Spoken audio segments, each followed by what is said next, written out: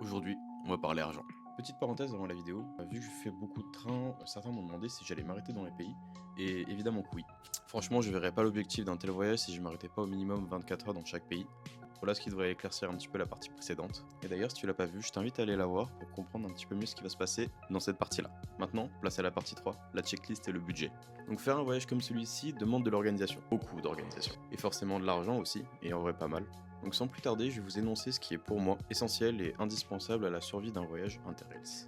Alors on va tout d'abord commencer par le plus important, l'administratif et les billets. Tout d'abord, il est indispensable de savoir quel pass vous convient, et vous si vous en avez réellement l'utilité. Parfois, mieux vaut aller sur les sites des compagnies avec lesquelles vous allez voyager, vous allez peut-être économiser un petit peu. Donc moi, j'ai pris un Global Pass de 10 jours à utiliser du cours de mois, qui me revient donc à 335 euros. Les réservations de train m'ont engendré un total de 90 euros. Important aussi la CEAM, donc la carte européenne d'assurance maladie, qui est à 99% inutile, sauf quand vous en avez besoin.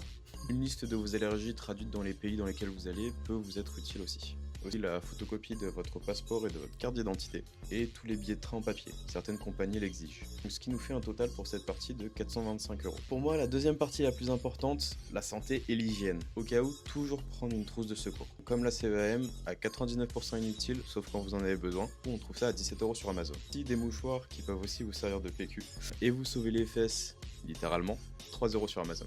Un stick à lèvres, du coup environ 1 euro. Donc les médicaments, ça dépend. Moi j'ai pris paracétamol, antidiarrhéique, antivomitif. C'est indispensable pour moi quand tu vas dans un pays où tu vas goûter une gastronomie qui est un petit peu différente de la tienne. Et du votre traitement si vous en avez un.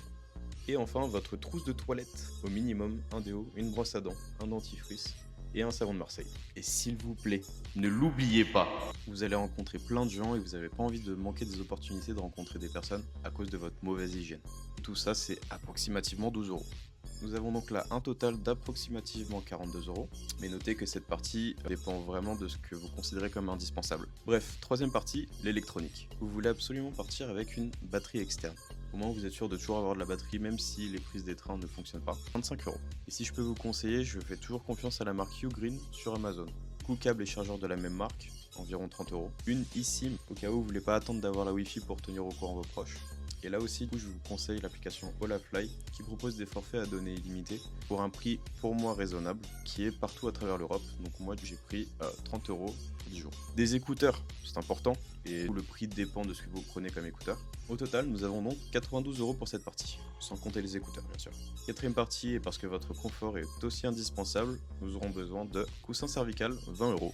Boule caisse au cas où vous voulez pas entendre Gérard 50 ans ou Igor, ça dépend du pays, qui ronfle à 20 cm de vos oreilles, 8,50 €. Un masque de nuit, surtout si vous voulez vous reposer en train de jour, 7,50 €. Ensuite quelque chose pour passer le temps dans le train, donc ça peut être un Rubik's Cube, un jeu de cartes, un livre, ce que vous voulez. Tout ça pour un total confort de 36 euros. Cinquième et dernière partie donc, mais toujours des indispensables, vos objets du quotidien et surtout votre sac. Je suis donc parti sur un sac qui m'a l'air vraiment pas mal chez Decathlon, le Ford Class Travel 900 de 50 litres à 110 €. Et du coup il y a plein de vidéos YouTube qui le présenteront sûrement mieux que moi, alors je vous laisse chercher. Et personnellement j'ai pas encore pu le tester, mais en contrepartie je vous dirai si le 18 novembre, si mon dos est plié en deux. Tout ce que je peux vous dire c'est qu'il a en plus un sac à dos d'appoint et en plus de ça une housse de pluie. Donc au cas où il y a de la pluie, et le sac à dos d'appoint du coup ça sera pour vos sorties en ville. Donc ouais, pas mal.